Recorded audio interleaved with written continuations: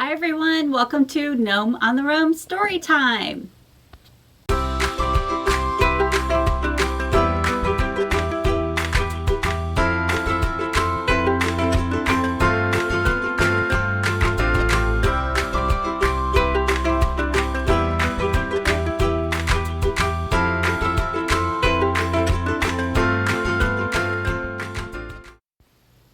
Today's stories are all about donuts. Do you like donuts? I sure do. Some of my favorites are peanut butter, jelly-filled, apple fritters, and of course something with sprinkles because they're fun. Did you know that there are 10 billion donuts made a year? That's a lot of donuts. And the largest donut ever made weighed, can you guess how much? 1.7 tons and was made in New York City. And the most expensive donut ever bought cost $100. I think the most I've ever paid for a donut was $2. But this donut had edible gold, edible diamonds, and a really yummy chocolate balsamic vinegar that's apparently very expensive. I don't know how it would taste though. I'll stick with my $2 donut. And if you want to have good luck, be sure to eat a jelly donut on New Year's Eve. And the largest bakery, can you guess where it is? It's not in Ohio, but it's in our neighboring state of Pennsylvania. It's the Entenmann's Bakery. So enjoy a donut today, and I hope you like our stories. Our first donut story today is called Hello, Arnie, and Arnie, the Donut Story. He's calling out to his friends. Hi, Plain Donut. Good morning, Glazed. Hello, Long John. Howdy, Donut Holes. Oh, pleased to meet you, Powdered. And top of the morning to you, Jelly. They're all here. Let's say hello to Arnie. Hello, Arnie.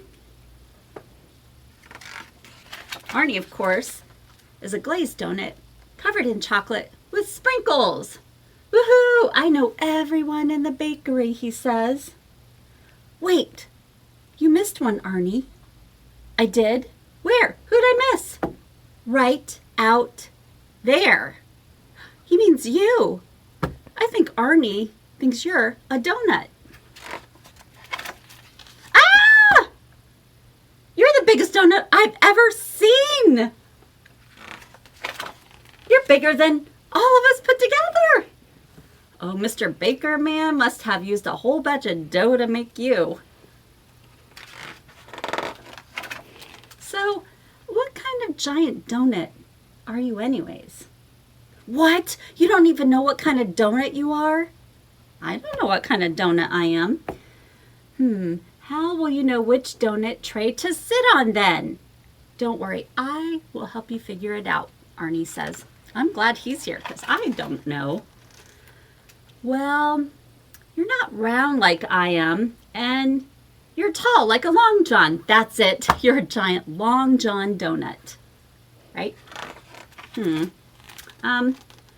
Arnie, Long Johns have filling coming out of their heads. Oh, nope, you're not a Long John. I can see you don't have a hole in the middle either. No, I don't have any holes in the middle. Do you? Don't worry, I know lots of perfectly happy donuts with no holes in the middle. And you don't have any frosting or sprinkles. Why not? Sprinkles are the best. Why aren't you wearing sprinkles? I think they would just fall off, right? I bet it would take 1,000,000 sprinkles to cover you. You'd look good with frosting sprinkled glasses or a frosting sprinkled hairdo. I know, a frosting sprinkle mustache. All right, that's enough sprinkle talk for now. It's time to see what kind of giant donut you are. This is so exciting. Let's see. You're not round, You don't have filling coming out of your head. You don't have a hole in the middle. And you don't have frosting or sprinkles. What kind of donut do you think you are? This is harder than I thought, he says. It's almost like you're not even a donut. What? Huh, not a donut. That's a good one. Not a donut? Then what are you? Okay, something sticky is going on here. I'm starting to think that you're not a giant donut. Wait, I know what you are. You're a... What does he think we are? No idea. A giant cookie. And Mr. Baker Man made you with this giant cookie cutter, which looks just like you. I don't know if it looks just like me. Does it look like you? Hello, giant cookie, says Arnie. Oh, giant cookie, I can't believe I thought you were a giant donut. But I still think you'd look good with a frosting sprinkled mustache. Oh, Arnie, I don't know if he'll ever figure it out. We're humans. And check out the rest of the Arnie the Donut stories by Lori Keller. This story about donuts is called Dozens of Donuts by Carrie Finnison. Early one morning, as autumn leaves scatter, Luann the bear was busy stirring a big bowl of batter. She'll eat some sweet treats, then, warm and well fed, she'll sleep away winter tucked in her bed. 1 dozen donuts hot from the pan, toasty and tasty, and for all. Who's at the door? Woodrow the woodchuck. Do you have enough for a neighbor to share? Sure, says Luann, and she pulls up a chair.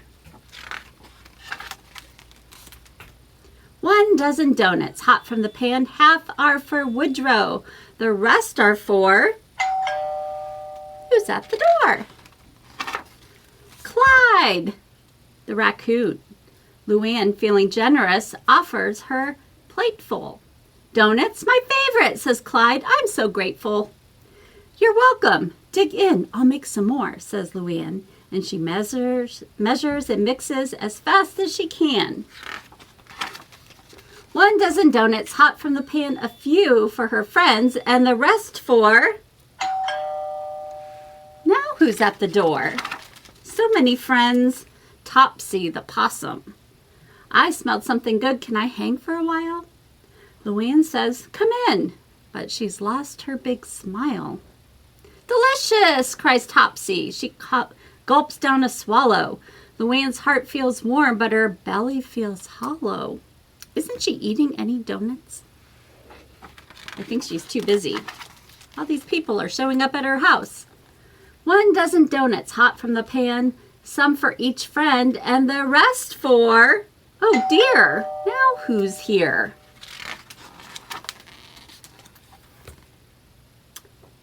Moufette is shy. She hides in the shrub. Luann heaves a sigh and says, come in, join the club.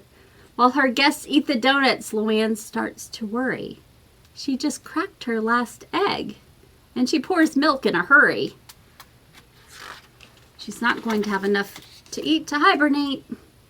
The last dozen donuts hot from the pan, a pair for each friend, means there's more for Luann, right? Uh-oh. It's Chip and Chomp. Sounds like a party. They both scamper in. They fill up their cheeks. Now let winter begin. Woodrow pours the cider. They all raise a toast, but Luann is fed up with her job as the host. She's ready to sleep through the snow, the ice, and sleet, but winter is near and there's nothing to eat. Her cupboards are bare. Deep in her throat, there's a low, hungry grumble, and it slowly grows louder. Her friends hear the rumble. Can you rumble and grumble? What does that sound like?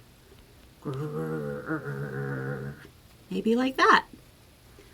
1 look at Luann. They dash for the door. After all, she's a bear, and she's ready to Look at this big word. She's going to roar. She fusses and flails and then slowly grows still. Snowflakes drift down. All is quiet until... Oh no. They're going to wake the bear. Why would they do that? Peeking outside, Luann blinks in surprise. Her friends have come back and they've all brought supplies. We counted the donuts you made us. There's so many. And that's when we noticed you didn't get any. Ah, how thoughtful. And they made a sign that says, "We're sorry, Luann." They were being very greedy friends. And she was being the perfect host, of course. Topsy ties aprons, they prop Luann's feet. Chip measures, Chomp mixes, Moffett checks the heat. Dozens of donuts hot from the pan, stacked up in heaps. And they're all for, can you guess who? That's right, the bear, Luann. But her friends have made more than enough for one bear. She still has plenty to eat, and she's still happy to share. Let's say goodnight to Luann. Good night, Luann. Thank you for joining us today at Gnome on the Roam Storytime. See you next time.